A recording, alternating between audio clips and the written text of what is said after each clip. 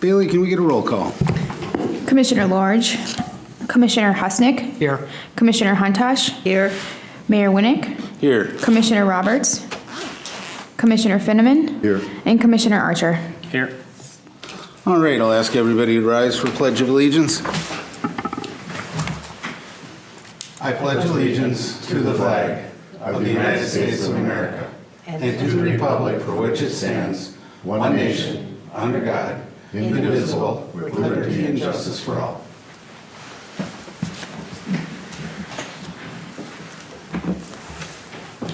All right, I'll look for approval of the agenda. So moved. Do we have a second? I'll second. All those in favor? Aye. Aye. Opposed? All right. Motion carries. Now I'll look for approval of the minutes from February 12th. Changes there too. So moved. Do we have a second on that? Second. All right, all those in favor? Aye. Aye. Opposed? And Josh, you'll be an abstain, I believe, because this is your first meeting. All right. And Dan, new track circulator bus agreement. Can you take us through that? Yep, President's members of the EDA, on the dais in front of you, you have the updated new tracks circulator bus agreement. This agreement has a couple minor changes from the one that was actually released last Friday as part of the packet. The reason why there's a couple minor changes in here is Bridget actually did review this. The EDA attorney did go through and it's had a couple minor text changes just from a couple of, from organization to specify who it is. So it's just some administrative cleanup work that's in there. But the bulk of the contract is still as presented by New Tracks. In the instance, so at the last workshop, we did discuss moving forward and kind of getting us to this point with the New Tracks agreement. One thing that I did do is I actually did go up and talk to Sharon at the Senior Center just to verify that Wednesdays, to kind of get her input on what Wednesdays would look like if that is the day that we're able to get a circulator bus in the city. From her perspective and the Senior Center's perspective, Wednesday is probably the best day of the week. They do all their luncheons on Wednesday at 11:30, so she was ecstatic that Wednesday was actually the day. She said that works out really well. They do probably the bulk of their any of their meals that they serve are done on a Wednesday, so she said that works out really well from getting people to the Senior Center. And then she had mentioned she wanted to make sure Kilkenny Court was on there because they have in the past been vocal about trying to get some level of transportation between the Senior Center and Kilkenny Court. So I did tell her that they were on there. Gave her what I could remember at the time of the retail business locations. She said they all sounded good. So she was in very much support of proceeding with the circulator bus. Also said too, if we needed any help advertising this once it's, if it does get approved, that she'd be willing to kind of help with some of the promotion with the senior groups there. Basically, the high level of this contract, it runs through the end of the year. New Tracks did go back through and did a costing estimate of what it looks like using the stops that you see in Exhibit B. And they came up with a weekly cost of $354 or a monthly cost of $1534. Now again, those costs could vary slightly just depending upon what the mileage is or what the time requirements are, but he's fairly confident those numbers will be good moving forward. So basically what that means annually between now and the end of December is that the cost of this program to be $12,272 to have the bus running on Wednesday, every Wednesday of the month from now until the end of the year. The term of this contract does have it expiring at the end of 2018. And again, you can see on Exhibit B the listing of pickup stops and businesses that we're going to stop, or the bus will be stopping at. If approved, we would begin the advertising of this program. And part of that would look like, again, working with the Senior Center to make sure that the seniors who utilize the Senior Center are aware of this service. We also have a booth that we're going to be exhibiting at the Lakes Area Expo. We'd have cut sheets on this program there. We could also do it on the city's website and social media to make sure that we kind of get this out to as many people as we possibly can in advance that April 1st rollout.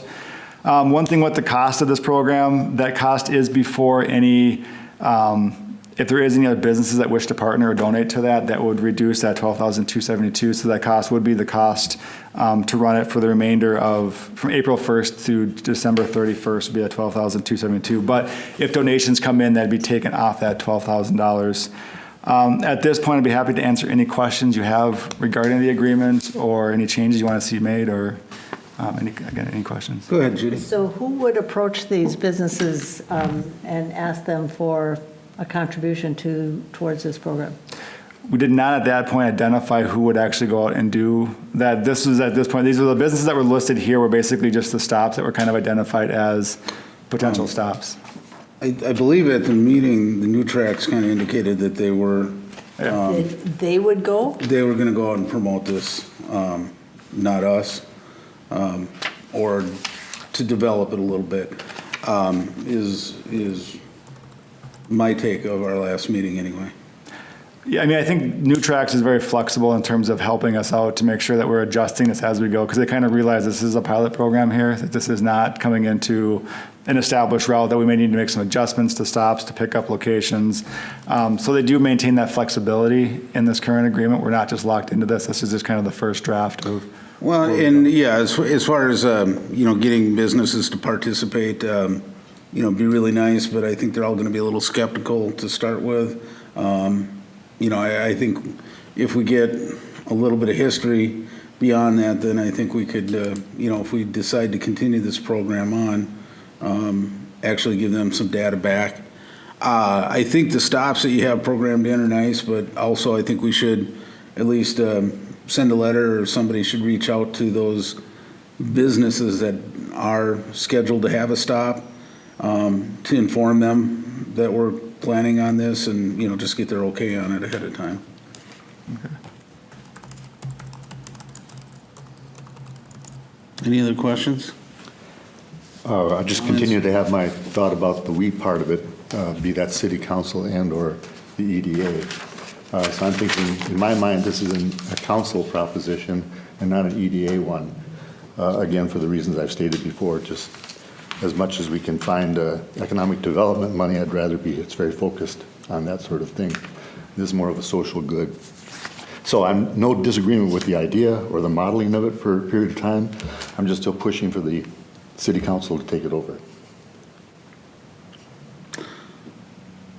Well, we can have that discussion. I mean, it's all coming out of the city's coffers one way or the other.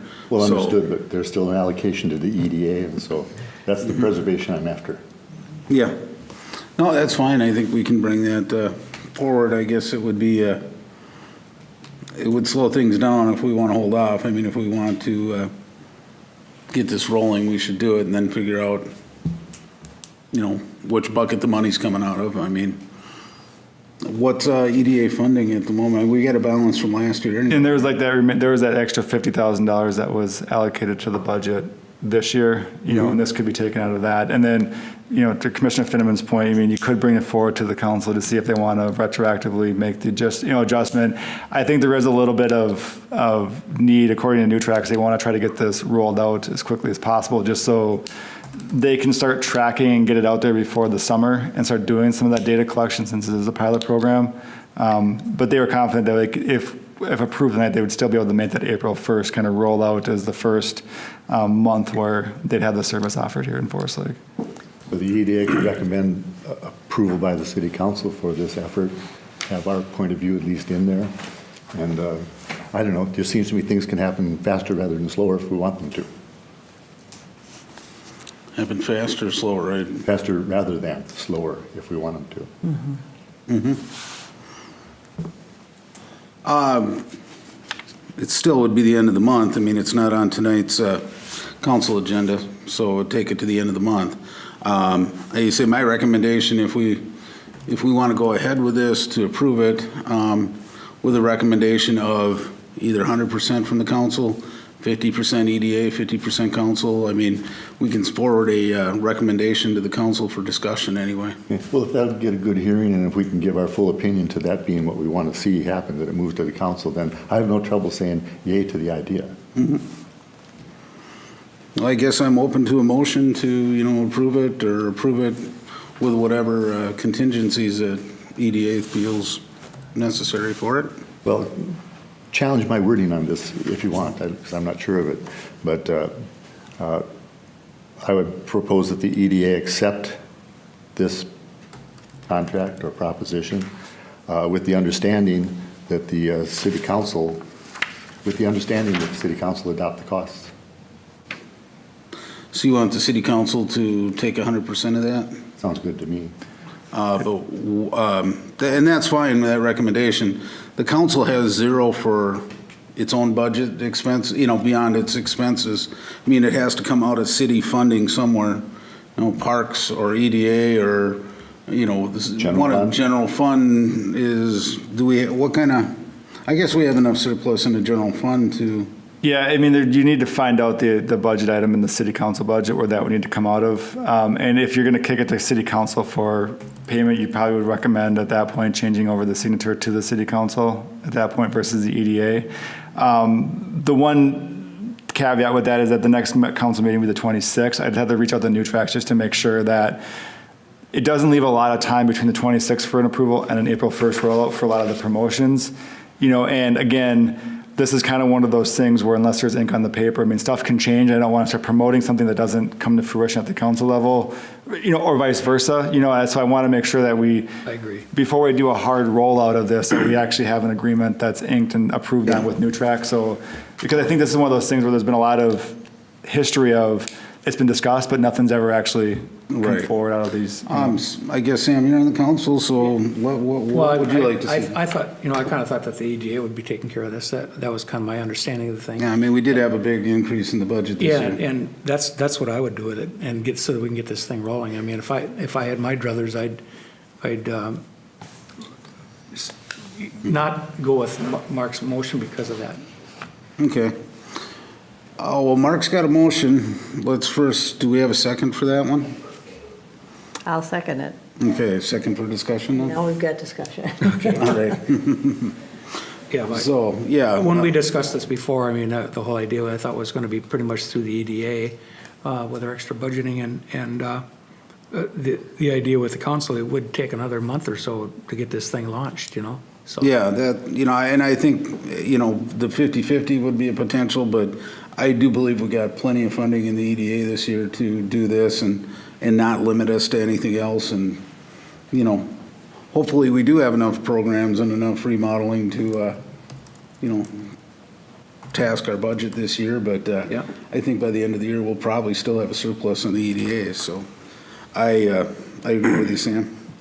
We have a motion and a second. Any further discussion? The motion is to go ahead with the project, but have the city council fund it. Any further discussion on that?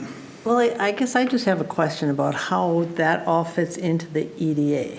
How it is advancing the economic development of the community.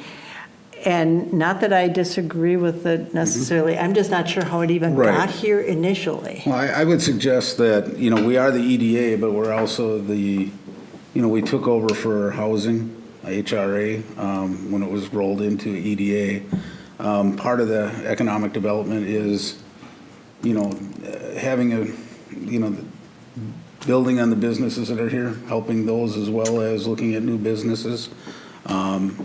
Keeping our seniors available to access those. Is it a stretch? I don't think it's a real long stretch for it. I mean, but at the end of the day, it's all coming out of City of Forest Lakes funds. It's just, which channel do they Well, go and through? that's why I would like to see some financial support from the businesses that we're dropping off at, because they're all big box stores. So, I, of course, have a heart for the small business owner in Forest Lake, not necessarily the big boxes. So that's why I asked who was going to go to them. And if you go to them after the program is up and running, then we're going to be the bad guys if we take it away because we don't get some help in the funding. So going to them after you've already implemented it and the seniors get used to it, I'm not so sure they would be as inclined to support it at all. So, I'm kind of looking at it here. Our mission statement is supporting existing businesses and creating partnerships.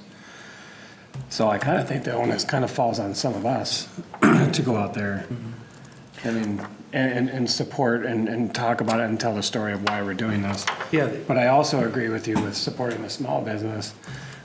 So, I mean, with the lack of knowledge of I know on the process, but I think that the onus kind of falls on us to. Well, to and possibly if go out there that's the and do case, that. I think that's great, then let's know that, rather than saying that, you know, somebody else is gonna do it, but we haven't decided who. Right, especially if yeah. we're looking at advertising and telling that story, and we're going into the Lakes Expo and all those things, we're gonna have to have a plan pretty quick.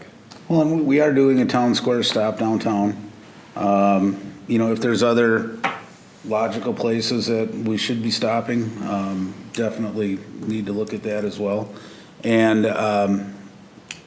you know, when this first came out, you know, I wasn't real hep on it because I just didn't feel it was robust enough. But, you know, what we have is an opportunity for under $20,000 to really get the feedback of, you know, how many people could we expect to use this if we push this program to the next level and maybe have, you know, a daily service or, you know, maybe a door-to-door type service like they do at the Heartland Express or something. But at least we'll have the ability to substantiate some numbers. And maybe by the end of this year, we just, you know, it didn't work.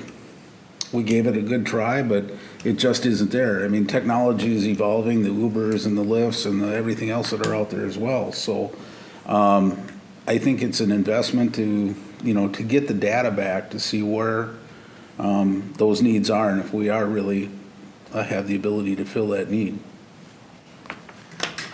I also think it's an opportunity to go to the council after this, if the thing was a success, and go to the council and then at the next, you know, at the end of the year, the next budget hearings, that to get an increase Put it then, in the you know, Yep. hey, this is what we did.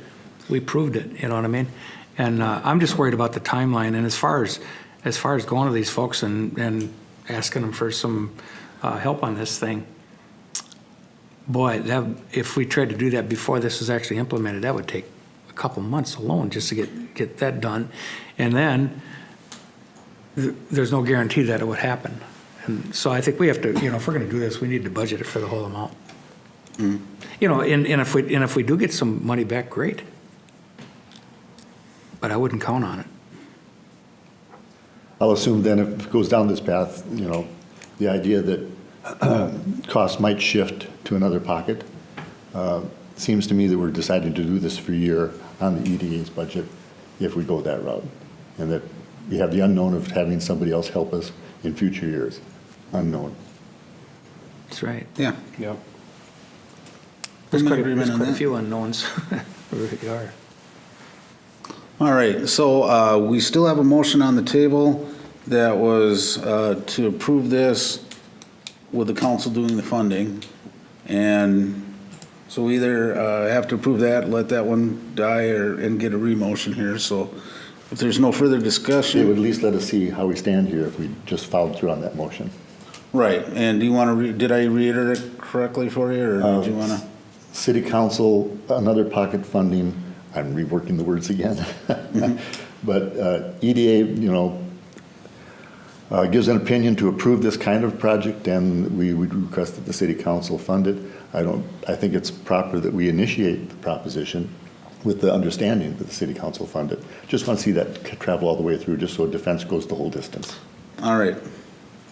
So, with that being said, all those in favor? Aye. All those opposed? Aye. Aye. So that motion. So now we'll did do not a go. new motion, right? Correct, yes. And who wants to jump in here? I'll file for a motion for the EDA to carry the entire cost up until we reevaluate at a later time, All right. Next economic cycle. which is Yeah, if Well, we through the could- end of the year. end of the year. Okay, through the end of the year. At most, the end of the year is what I would suggest, because we do have the option of ending it early if we don't see tangible results. I'll second the motion. Just a point of clarification, if you're agreeable to amend it to say approve the agreement with the suggested changes from the attorney, just so you can make sure that we Okay. get those incorporated in. Okay. You want to add that to your Yes. motion? Yes. All right. And I'll second the amendment to the motion. Any further discussion on that? All right, all those in favor? Aye. Opposed? Motion carries.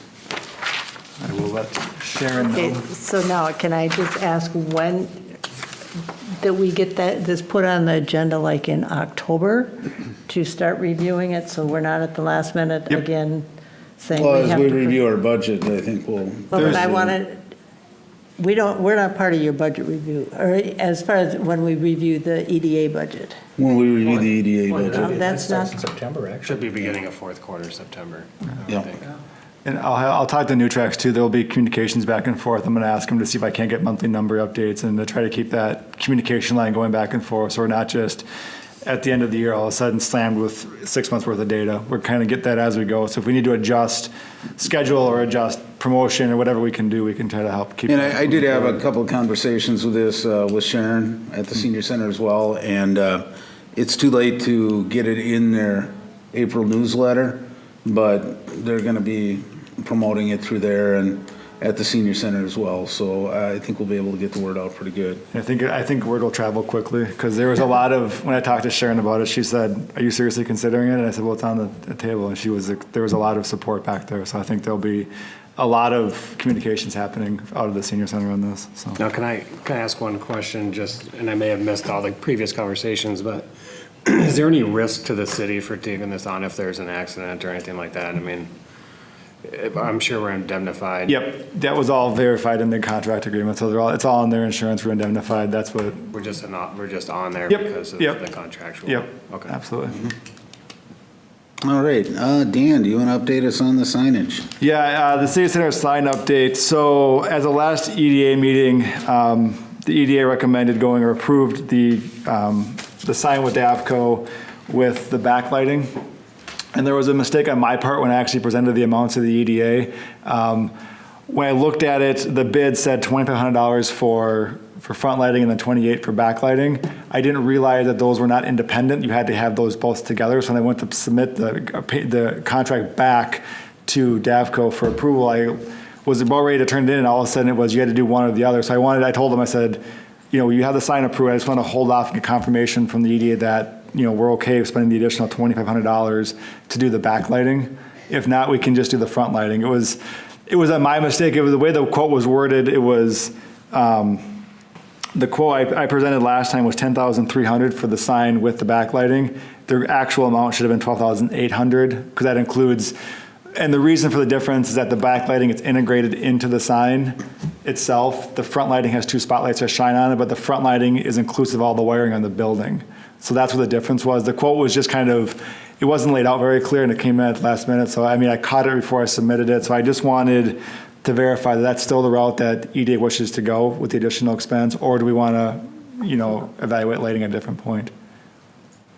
I'm sorry.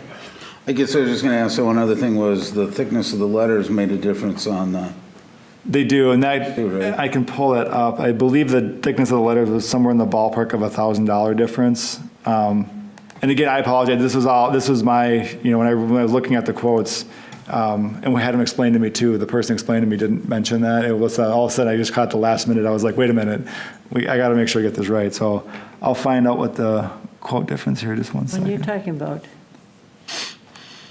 width, the physical thickness of the letters. okay, the depth, There not was the like a width. ½ thick aluminum or 1 inch thick aluminum. And what do we have now down there?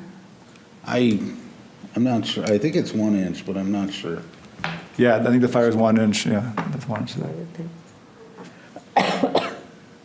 But front lighting only works where we have the canopy, and it wouldn't work where we don't have the canopy. Correct. So what I was told is that with the front lighting, there was two spotlights that would light both sections of the sign, the 1408 and the actual, City Hall police that's going to be, on the sign. And the reason is that the price of those two fixtures is pretty nominal, so that's why the extra charge is for the actual wiring it into the building, get all the wire laid out there and get everything powered. The extra $2,800 is for the actual layout inside the actual, because when the sign gets fabricated, those back LEDs are actually integrated into the sign for the backlighting. So that's why we need to do both. So that's, again, I was looking for clarification. I just didn't want the bill coming back at a later date saying, well, we only looked at $10,003 and the bill comes back at $12,800. So I'm just looking for a point of clarification so I can give good direction to the sign company. Well, we did decide to light last time we discussed this, and unless we're excluding that one, then the whole front lighting idea is kind of gone, and the more sophisticated game is the backlighting. And so, I don't know, how do you fight it any further than that, other than don't light, but we decided already to light. Yeah, and again, it was, the for lack of a better term, the snowflake that we have, the water and leaf image. I think we call it the snowflake at times. That one is actually backlit, so that would match here on the signage. There is the option down the road if you wanted to do both later on. However, considering that the backlighting is integrated in the sign, it's easier to do it at point of fabrication versus mount it up there for 6 months, realize we want to do backlighting, pull everything back down, bring it back in. So Yeah, it'll cost triple by that time. Yeah, more labor costs then, for sure. Well, I definitely support the backlighting. I just, I mean, if the price difference is there, I don't know if there's gonna be any visual difference or, any difference at all if we go with the thinner, letters. I mean, still a 1/2 inch thick piece of aluminum's pretty much bulletproof. It isn't gonna get damaged by any type of weather, any type of, its durability is gonna be the same whether it's a 1/4 inch thick or 2 inches thick, so. And I believe, at this point, with the APCO offering both, I believe the reason why you offered both was just for that reason. It's probably just a little bit less expensive on the fabrication side, which, I'm sure the product from the end use would look exactly the same. So if you want to adjust to do the 1/2 inch and the backlighting, that would just drop the price. It would only make the price difference $1,800 at that point versus the $2,800. Just for my own education, the funding for this building, this is an EDA building, and so we're seeing it all the way through. There is no cachet or any kind of residual or anything that supports the ongoing things about this building. This comes out of our new funding for the EDA. There actually is not an old pocket, is it? There's a little bit of extra fund balance from the bids came in low that the city still has. This would be credited towards that extra fund balance that's left over because we got favorable bids when this building was bid out and built. So there's a little bit of reserve that's still left over. That's where this would come Okay, back to. thank you. So this would not have an impact on the EDA budget. No. Thank you. Any further discussion? Or I'll look for a motion, I guess, which direction we'd like to go. Well, I'd move that we approve the lighting proposition with backlighting. I don't know how to address the change in thickness, if there is a change to be had there. So the backlighting for the full signage package on the building. And did you want to do with the 1/2 inch versus you could just do that with changing the sign to a 1/2 inch. Mayor, are we talking about depth or width? Thickness. Yeah. Thickness of the sign. The appearance from the front would be the same. It's just how thick a material they cut it It's a out. U-shaped piece, No, just solid and one, one singular dimension. either 1 inch thick or 1/2 inch thick, yeah. I have no idea what the distinction would be in cost to change that. $1,000 $1,000. that you go from. Just as long as we're matching what we've already got going is all I'm after. Yeah, and it would match. It would look identical on both sides. And you said they run the backlighting into the letters, so would that be a factor with a 1/2 inch or 1 inch? According to what I was told, no, I'm getting the second hand from the guy making the contact with APCO, is that basically either sign is capable of having the backlighting integrated into it. It was just, it's easier to do the backlighting at point of fabrication versus, it's still an option. You could put it up there for a year and pull it down, but it's just easier to get it at the No, point. but I'm talking about the 1/2 inch versus the 1 inch. Either would work.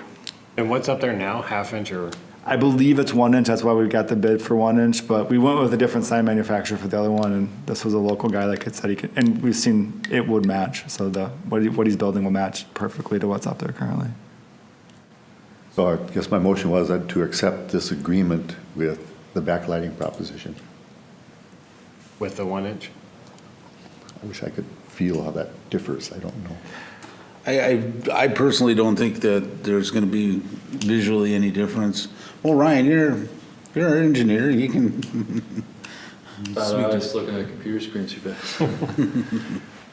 I would just assume make it conforming. It's, $4,000. The letter thickness is the question, I think. yeah. That would be more of a architect question. And I say, stick what's approved with a proven item out there, so there's no variation from that. So that would be the 1 inch. Yeah, that's. Is that what's right up there, the Forest Lake? Concern. Yeah, I believe so. match, I don't know if there'd be a difference or not. I don't know,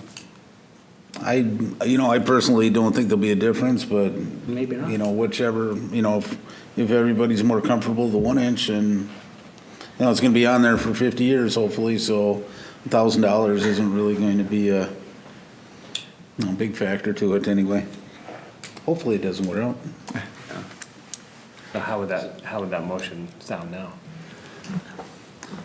You just 1 inch thick letters. Sure, okay. Stay conform. Approve the contract as presented for backlighting fixtures for all signage packages on the building with 1 inch thick aluminum letters. I'll second that motion. All right. Any further discussion? Hearing none, all those in favor? Aye. Aye. Opposed? Motion carries.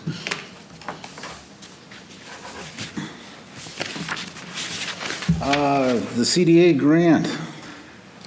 President, members of the EDA, the Washington County CDA recently approved a pre-development grant opportunity, which is basically developed to allow cities to kind of help increase the number of shovel-ready sites they have for development within the city. What's kind of seen right now is that there's a lot of raw land that's available, but there's some unknowns in terms of what the engineering would be, what the utility costs would be to get the infrastructure prepared for development. And what the CDA has done is basically developed a grant that allows cities and townships in Washington County to apply to do some of that pre-engineering work to kind of help kind of maybe push some of these raw land parcels to make them more attractive to potential developers, saying, we kind of have answered a couple of these unknowns. We have potential utility costs are going to be X versus before they're just completely unknown.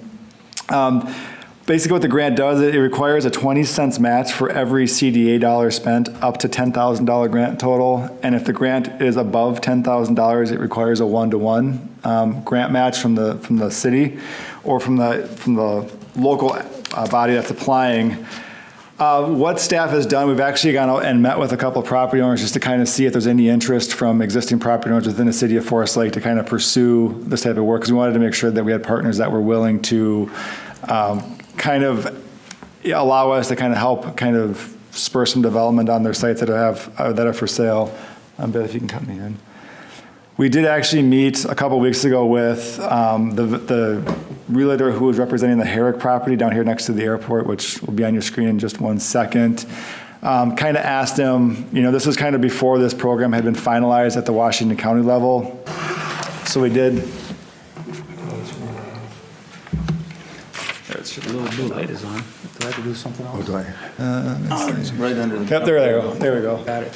So you see the Herrick property right here. We did meet with their agent and asked them if they were interested in, partnering with the city and the EDA to see if we could do any of this kind of pre-development site work for them to kind of help answer some of the questions, because we've been told that, shovel-ready land is a known cost for developers, but when you come in here on raw land, the price per square foot may look attractive, but not knowing what infrastructure cost would be, they're a little bit hesitant to basically want to take that next step and explore those options.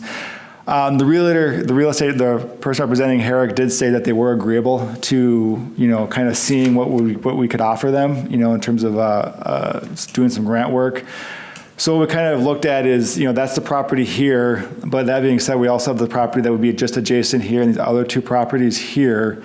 So if we're going to put forward an application to kind of do some of that, engineering or that kind of high-level engineering work to kind of address some of those questions, the thought would be, can we do something that we can kind of combine all three of these to kind of do, kind of similar to what Commissioner Finneman does with the small area plans that he's been developing, but put some engineering numbers behind those. We can start looking at some options saying, if utilities come through here, it's going to cost X, and here's some potential, how that impacts site layout, where you can put buildings, road, that type of stuff, and, work with, Bolton and Mink to actually put some hard numbers behind that. So again, it just basically helps us better position some of our raw land for development to see if we are competitive with some cities, other cities' shovel-ready sites. And again, there was a little bit of hesitation from, the agent. He basically didn't want us to come back and say, well, if we put this on there, all of a sudden there's going to be a significant price increase for the land, because, we've done kind of a site plan. Said we're not doing that. We're just basically trying to help address some of the unknowns at this point.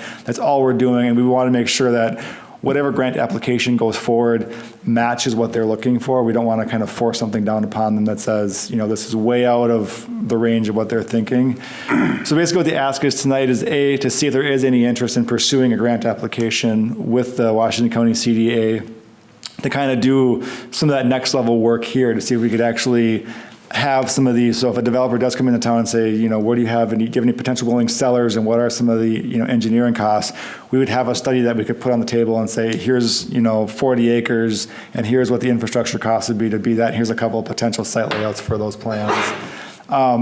So looking at A, to see if there's any interest for that, and then B, just trying to see if there is interest, what the scope would be, what you want to see in that, kind of scoping out what a grant application would look like. And then we'd go back and work with the landowner, the property owner, and the Washington County CDA to kind of craft that application and get an application, to the CDA to have that work performed. I love the idea of the partnership with the county. I think it's an important first step on so many properties that are having a hard time defining themselves at the start. I think you picked or looked for one of the more logical pieces in town to talk about this based on its scale and the opportunity to really develop a larger area into much more pieces, puzzle pieces, than taking anything too small. So it's a good site to try this on. Is it the sort of thing that's simply a city and county partnership and the landowners aren't requested to participate other than approve the proposition, allow us to do work on their land, discuss their land, draft on their land? Correct. I mean, I think at this point it's the and that's why we went out and reached out to them prior to advancing any type of request for an application, because we wanted to make sure that they were on board with this, because you just didn't want all of a sudden at the last minute to go, here's our plan for your land. You wanted to make sure that you're walking them through the steps, that they're involved, that they can kind of see how this evolves, because that was one of the concerns that we've heard from agents, is that those unknown costs are a big barrier for developers that come into town and want to kind of stake their claim here, because they just don't know what that next level of, the land prices look good, however, they're kind of, those infrastructure costs kind of scare them off a little bit. So this could at least help to address that piece of the puzzle, but we wanted to make sure that we had willing partners in the property sure. as well. Well, ownership has nothing but to gain from this whole thing, especially if they're not worried about some kind of unknown hit or assessment in case this is more information on a more developed site. If they're not concerned about that, then they only stand to benefit from this proposition. I don't know, it's just a good site to pick. It's a good project to pick. We have to answer questions on Forest Road. We have to answer questions about how we connect in some way to, maybe not, I'm just suspicioning some way to 97, because it needs some sort of connective road system in there. And so a number of things have been drawn. Herrick has gone forward on a series of drawings at an earlier stage. He divided property slightly different. I've drawn some things for him just to feed the McCullough, if it is still McCullough property, to the west. So I know that you can draw something that resembles a very real-world project, and you can make some decisions about 97 and Forest Road, especially how much of Forest Road is a part of the story. So there's lots of things to determine. I think you picked a good piece of property to do it. Next time, maybe the EDA can hear about which properties we might be looking at, and so we can have a say in how that goes. Because there are other properties to talk about, and they change in scale. I just think you picked a good one this time. I think one thing we gotta look at is, once you do that, you're gonna have to disclose material facts when you list the property. So I think that's where the realtor was really concerned about them jacking up the price. So I think that would need some further discussion on. Marketplace price? Yeah, or just perceived price, because especially with the market right now, having been a previous realtor for many, many years, you would have to disclose that material fact on what's been been done. So, and not all consumers really understand that. So that's something that we'd have to take into account, because they could say, oh, yes, and then all of a sudden they're going to raise the price on their property. So I think could be a real problem. Only as much as the market can bear, so we're still trying to sell these lands. Right, no, and I completely agree with that, but it's really, perception is reality with the consumer. Yeah. Now, would we be able to, depending on who is working with this, but the Highway 97 access is going to be a huge factor to this, to this area. And is this something that as we develop it, we can develop it based on our vision for Highway 97 access and then possibly be able to take that back to MnDOT? Rather, if we go to MnDOT, they're going to say right in, right out, and that's it. And that really limits desirability for the retail side of things anyway. So I definitely like to see what can be done there. Chris, now grant and we're participating some, but do you have a preferred vendor that you've been working with on these? Or how do we gauge cost for what we expect to get out of this? President Winnick and Commissioners, good evening. So this would actually be the EDA's contract with your vendor. So we would assume you'd use Bolton Bank for that, but it's really up to you. What you're really doing is you're asking the CDA to come in and help you fund a study, a master plan or a study of some sort using your own engineering team. So we wouldn't ask that you bring somebody else to the table, work with who you're comfortable with, and just ask us to help you cover the cost of that expense. All right. So then can we ask Ryan what cost might be involved? Forest Road, 1.6 million. So can you turn on the water and sewer and move the screen up just a little bit? So we've obviously entertained this site every 2 years for the last how many years, right? So we have performed some costs just for discussion with the property owner. If you extended, where Forest Road ends as an improved road with the curb and gutter section down at 202nd or County Road 50, go south a little more. Okay, right there. So you can kind of see on the very south end where the road ends right down the cursor. So from extending that road and improving it up to the south parcel of interstates, companies that estimated project road costs, road utilities, was about 1.6 million. And that was, done several years ago and shared with the applicant or the property owner. Looking at unit prices, pretty conservative in today's dollar amount we're getting, so I would expect that project would be slightly lower, but that's really kind of where we're at. As you can see, the sewer line down Forest Road is the Met Council line, but the blue line is the water main where it stops out of the hangars. That needs to be connected to the north, so go north a little bit and zoom on the south end of interstate properties. We need to connect the water right in there, because you got a missing link right there. And then back in 1999, the city had a plan to extend sewer and water westward here that would serve the McCullough property and did not construct it. So with knowing that's basically the best use in sewer and water stub here would be to connect here to bring it westward to the McCullough property too. And we run a number of scenarios from Mr. McCullough on how much area he could serve with gravity. But that's kind of where we're at, I guess.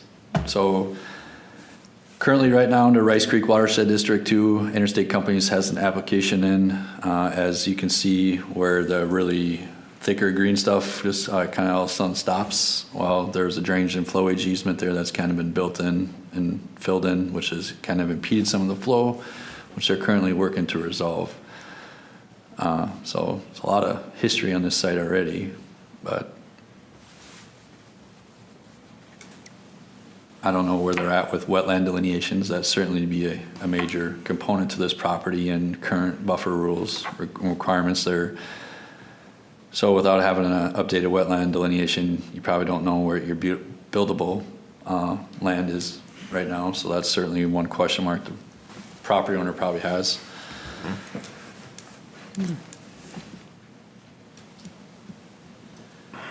then you have to expand this notion to be the interior road X. Yep, And all the so- utilities that travel along with it, and that's just born of how many lots you might project trying to find here. And maybe there is this big shift yet from industrial to something more 97 oriented because we can do better than right-ins and right-outs. The future of 97 is a tough one. There's roundabouts to be talked about, or there's simply right-in, right-outs to be talked about. And I'm not sure how far off that story is, but you got to draw this for the long-term future, whatever you're going to talk about here that feeds all those properties, even though there might be a short-term proposition that just feeds into a singular property at the start with so much improvement on Forest Road. I don't know how it's really going to play out, but you almost have to draw this as if it's the full story.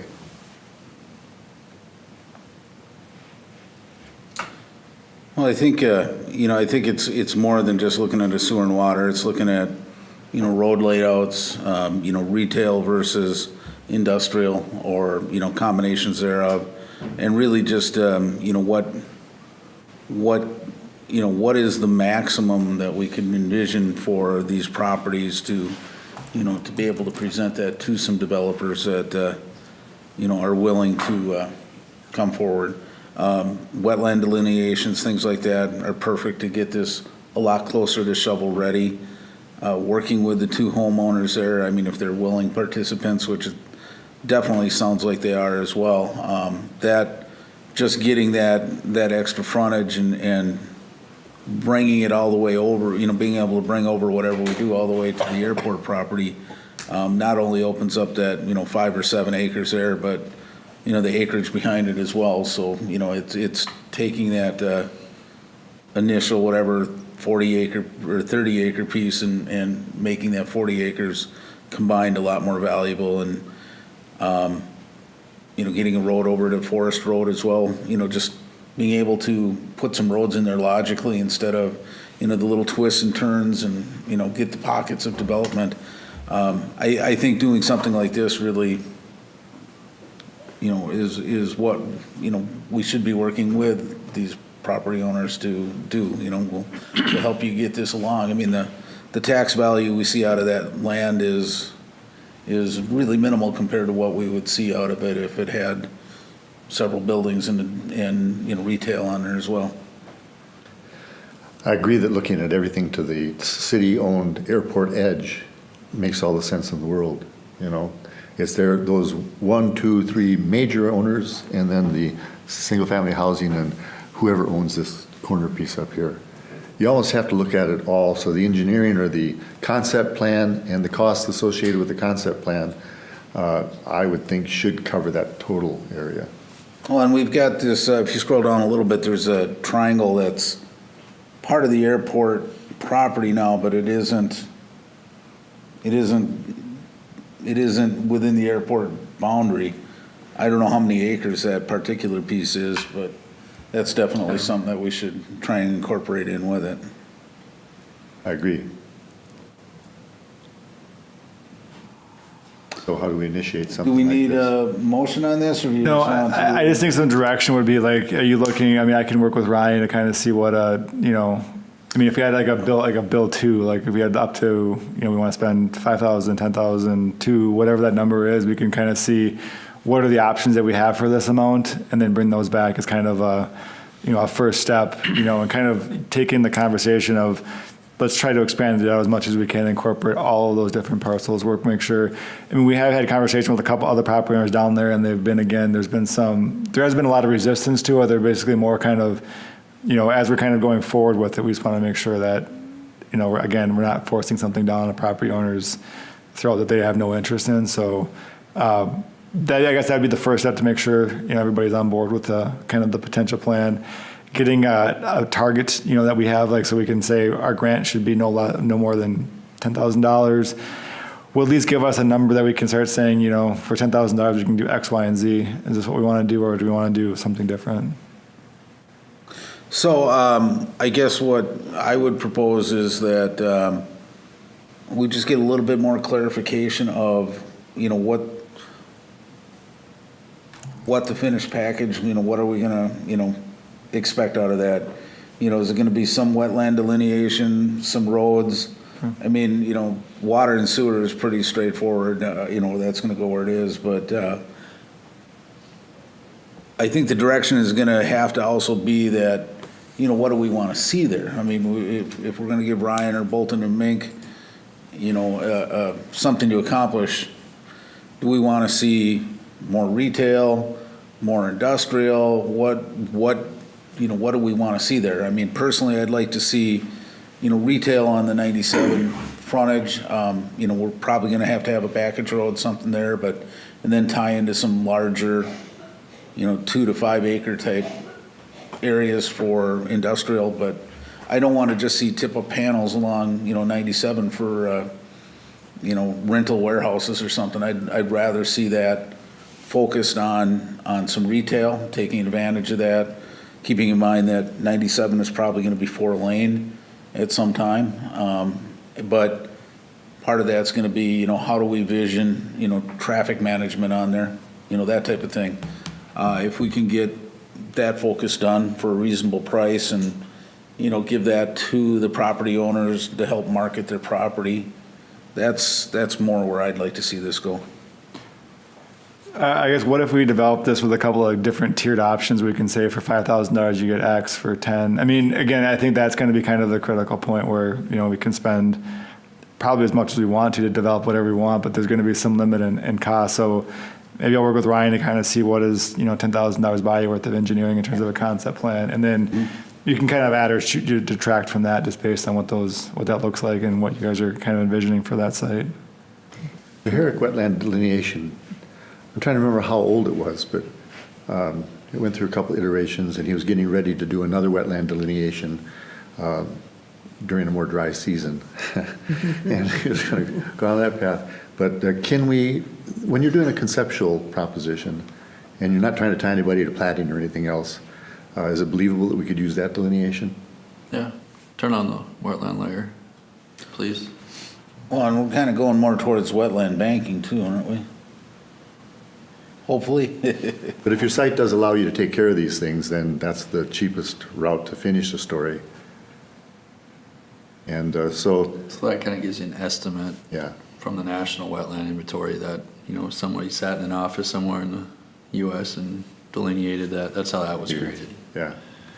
So I was just wondering if it was enough for a conceptual idea of what to do. Yeah, I mean, certainly you could impact a finger of the wetland, right? But then no one going into design and execution of the project, you're going to have to either mitigate on site or purchase wetland credits. Yep. And he had an engineered idea that did really calculate all the wetland ponding and all the rest of it at one point in time. So if that could be an assist, that's cool. And you've done some homework on this site already. That's cool. We're ahead of the game there.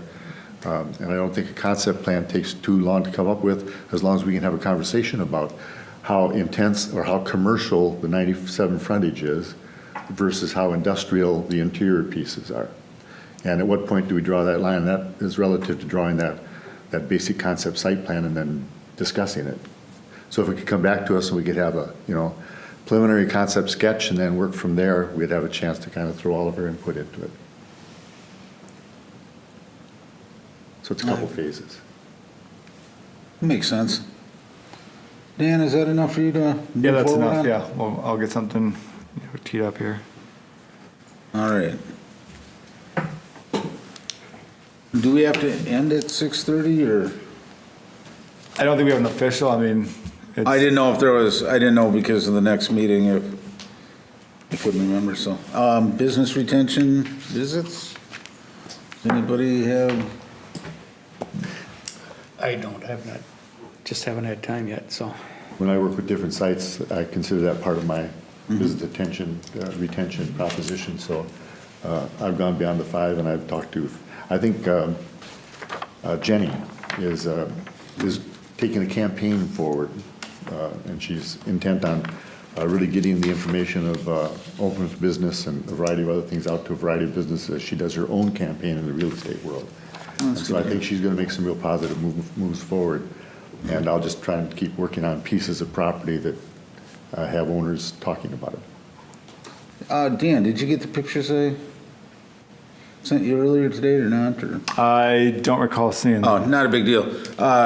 We had the opportunity to tour the new Lighthouse Lofts, and we're just going to put a couple of pictures up there, but not a big deal anyway. So project's coming along really nice. Very impressed with it, and it's nice to see a local developer again working on that. They're getting a lot of interest in it, so it was good to see it as a project coming along. And were they talking around the 4th of July to be? Yep, yeah, I think July 1st is what they're trying to open. So it was good. I also had opportunity to visit with a developer looking at some other property, just very preliminary here in Forest Lake. So keep our fingers crossed. Nothing huge, but every new piece helps out a little bit. So yeah. We'll move on. Or did you have? No. I'm sorry. Go ahead. If you want to go down, I finished the agenda. I just have a couple of things. Oh, sure. to add. So Chris, go Was there ahead. nothing for you this afternoon, but I'm happy to answer any questions that you might have. I appreciate everything that Washington County's been doing with Thank you. us, and it's Yeah, been a thank you pleasure for your to be able to partnership. work with you. Appreciate it. All right. Dan, can I just ask, what other properties you did reach out to, just so I have a sense of what kind of scales you were looking at? For we primarily focus on the Herrick property at this point. That's where we're just kind of expanding out around that. And So just those owners that are contiguous? yeah, and we haven't gone citywide at this point. It was basically, because we had a meeting with them and they were had already expressed some interest, kind of through other conversations. So we kind of piggybacked onto a meeting that we had with them. So that's primarily where we've been. We have not really gone actively looking for other parcels at this point. All right. And Judy, you had something? Well, I would like to put on the table this new project that is being considered, not the project being considered, the rezoning for a potential project, and how the EDA can weigh in on that. That is one of my questions, concerns. And then my other proposal is that we move our workshop meetings back into a conference room where I feel like it's a much more workshop, conversation-inducive environment rather than in the chambers. Let's take the second one first. We're recording all the workshops, correct? Correct, yeah, and that's why they've been in here. I mean, I can see if LATV can do a temporary, camera in there, but I know it's different equipment for them, and that's why we moved them back into here, was just for recording of the workshops, but. I do agree with you. I think it's more productive to be at a table together talking about something. Talking versus voting.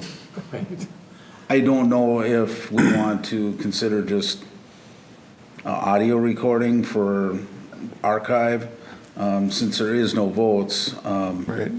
Transparency is ultimately the most important thing, but I don't know what anybody else feels like on that. If we, It's certainly a more casual way of, dealing with some of these things, and it isn't a vote, so I agree. I'd like to see that happen, too. I'll reach out to Paul and see what we can do just to note those, as have them bring a camera, a setup just for in there for the EDA workshop, so. But I would think an audio would be sufficient, Correct, yeah. And we did record on those for years, just using a straight up standard video camera, so it is possible. I'll touch base with him on that. The reason to go public with it, workshops as well, was to get it out there. Are we damaging that proposition if we're not going to get it out there wholeheartedly with audio-visual? The idea is to get it to the public. That's, the primary thought about doing it. Well, and I agree with that, but I feel like our primary goal is to be really talking and throwing out ideas and discussing some of this stuff in a far less formal situation, and getting it out to the public. I absolutely I agree with that. is the upstairs wired for camera? I suppose This is the only room that's wired for camera. Another component of that too is that for the live stream capability, this is the only room that we can actually do the live stream as the meeting happens. We could do a recording option in there and then just do the video upload after the fact for the workshops. Again, this is all kind of, predicated on the fact that the council decided to have all the workshops recorded. So that's why everything kind of got moved into here. However, we could look into trying to figure out a bridge solution to get those workshops back in there and see what we can do for that. Okay, thank you. All right. And as far as the other project goes, open to discussion on that. I think it made every sense to me that somewhere along the line, the EDA would have had a chance to make an opinion or help suggest something to that project, because it truly is a lot about a business. And there's lots about economic development, and somehow we didn't catch this one for our particular group. I'd just like to see us get included on not just that one, but other things that kind of come to town that don't have to be secretive, that can be, to give us a sense of who's knocking on the door. That seems to stop at administration, and we don't seem to get the who just came on the door. I know there's restrictions to that, but if it can be passed along, then we'll know that there was a large box retailer, a small C-store, or what have you, that showed an interest in this territory. But I understand that they want to keep a lot of that quiet for a period of time. So it's an odd proposition, but something like this project that came up, went from planning to city council, and now back to planning to city council, would have seemed to me a great opportunity for this group to render an opinion. I think the big factor with this one right now is that it's still at a zoning text amendment, and it's not at the CUP stage, anything like that. So being that it's zoning, it's going to planning, and typically one commission doesn't weigh in on another commission anyway, so. Maybe we should break that typically a little bit. See if we can't find a way into this story. Yeah, well, and we don't weigh in on student or school board, and, we try to do what we do and not step on other people's toes. But this is especially the EDA's niche. And I feel like starting at the very bottom and neglecting to look at the long-term vision and what could be, and either saying yes or no at the zoning part is a little bit backward thinking.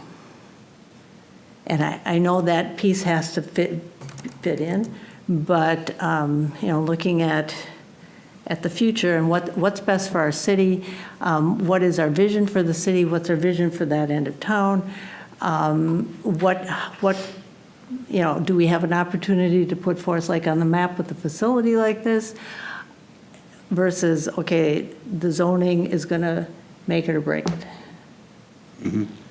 That's how it's playing out. We've not been able to separate the business this time from the isolated zoning issue. Right. And therefore, the zoning issue says yea or nay, and then It's gone. it's not thought of in terms of economic development, it's only thought in terms of zoning.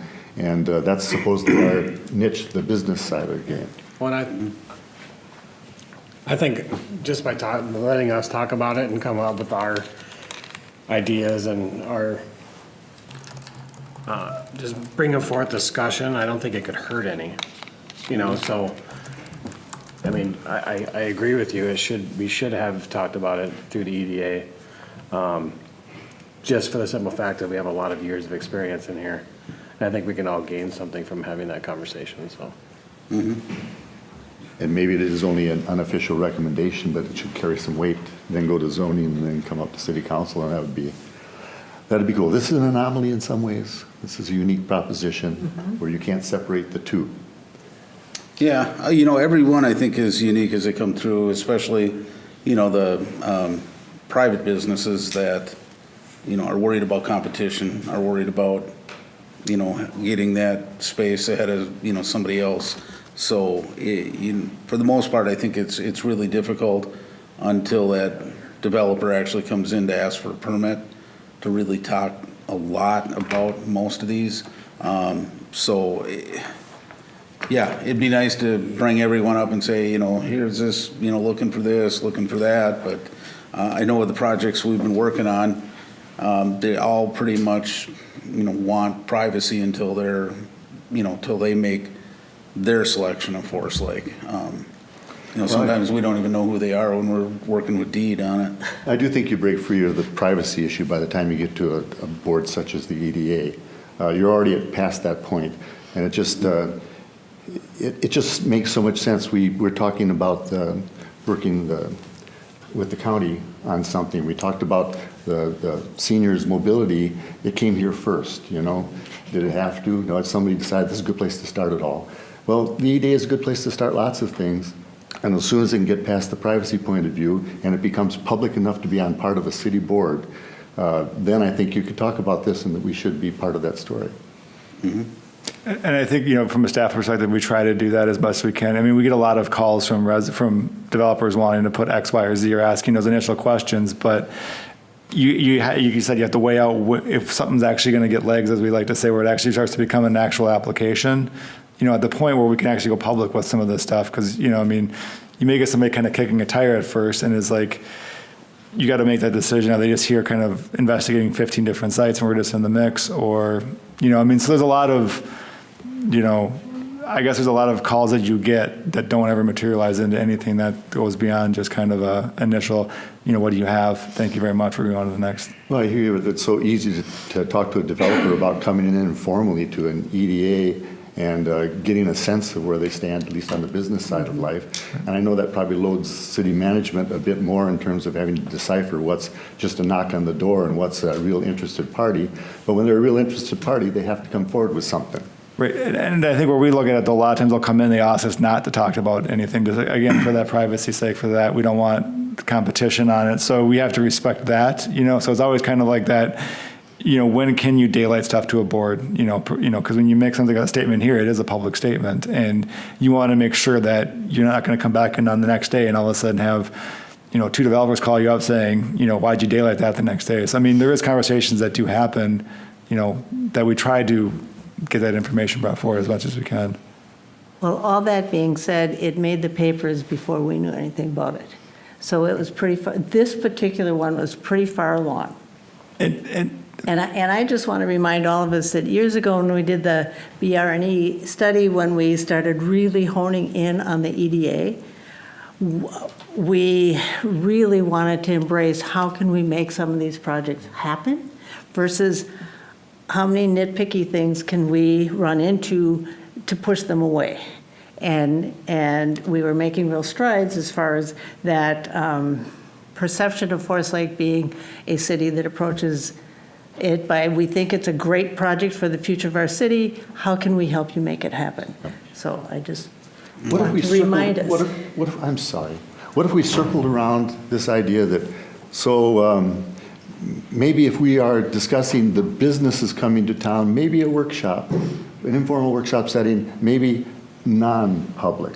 Maybe the EDA should take some of these things private so that you can really talk about them and really discuss them.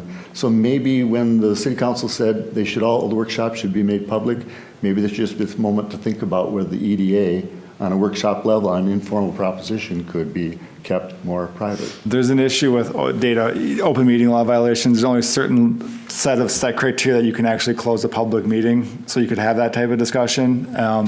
I don't know off the top of my head all of them. I think there's like 3 or 4 but they're pretty specific, like attorney-client privilege is one of them, discussing a personnel matter is another one, but for that, I mean, anytime you have a board that meets, technically you could make an action, so that's why the meetings have to be public according to public meeting laws. So if you wanted to go down that road, we could take a look to see if there is any type of action, but off the top of my head, I don't believe that there would be a mechanism that would allow a closed session to basically kind of have a strategy session in terms of alluring, getting developers in, just because, again, I don't think it would meet the criteria standard for closing a session. I wouldn't support any type of closed meetings.